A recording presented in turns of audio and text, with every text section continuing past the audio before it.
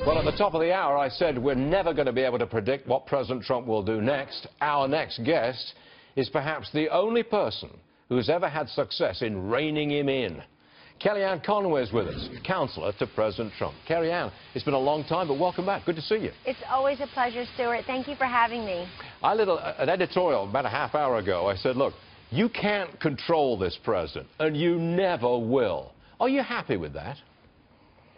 The president is somebody who connects directly with the American people. I know he's cut out the middleman through a social media platform, and sometimes the middleman, CEG, the mainstream media, doesn't like that.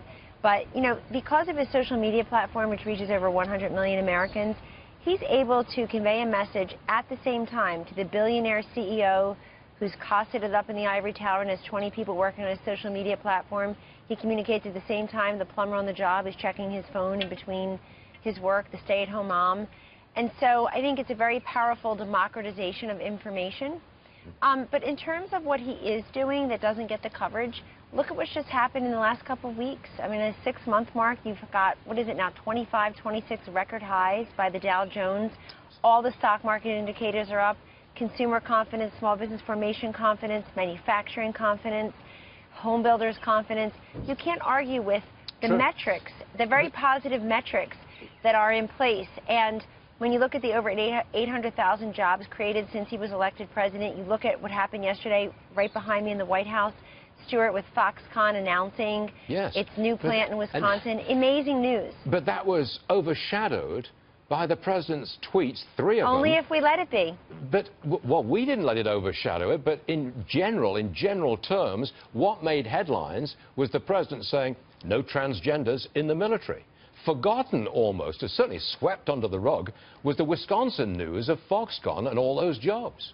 But that's the selectivity of the media and what they want to cover. And I'm serious, that's a very important point, because all of you have 24/7 news stations. The idea that the same chyron, the same lower third, the same story has to dominate every single program 24/7 is just folly. It's an insult to Americans. Everybody's afraid to break out of the sameness. Everybody's afraid to not be a lemming, to go in a different direction and actually cover news. But they also just don't want the president to get credit for the great things that he's doing for this country. I mean, the idea that one of the people in Wisconsin who's going to get a job because of the president's efforts with Foxconn in having that plant locate there, what do you think that person who's going to get that job cares more about? A tweet about X, Y, and Z, or his job? Now, Attorney General Jeff Sessions, he's clearly being chastised, I mean, some would say humiliated in public. Is that over, or can we expect more criticism and chastisement from the president? Look, the president has made clear that he's just very disappointed and frustrated with the recusal. He thinks it was unnecessary, it was premature, it was done without noticing him, without notifying him or consulting with him. And he just feels that there's a direct line between that recusal and what seems to be this ridiculous Russian investigation, which the president has repeatedly called a witch hunt and a hoax. At the same time, the president is pleased that the Attorney General has just announced a stepped-up, increasing, intensifying effort to cut down on leaks. Because leaks and the holdovers in some of these departments, it's imperiling national security. It certainly is imperiling the agenda that the president is trying to forge through here.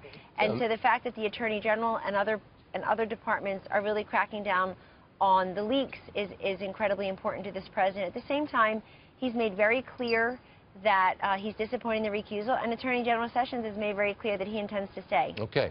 This is just coming to us now, Kellyanne. Fox News Channel's Doug McElway he's quoting a senior administration official as saying, quote, one of the worst things you can do to President Trump is to show insecurity. Sessions showed that. Reince, as in Reince Priebus, has showed that. What's your reaction to that? Well, I agree with the premise without talking about specific colleagues and members of the cabinet with whom I serve here, because I'm going to serve with whomever the president asks me to serve. He's personnel is policy, and I think everybody who works for this country in this administration should be people who want to be here for all of the right reasons. You have to subvert your own ego.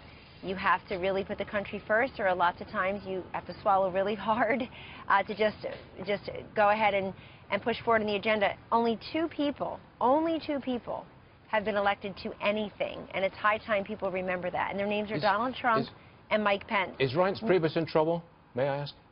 You'd have to ask the president that. We all serve at the pleasure of the president. But the fact is that only 2 people were elected to anything, and they were elected on a very specific set of ideas and promises.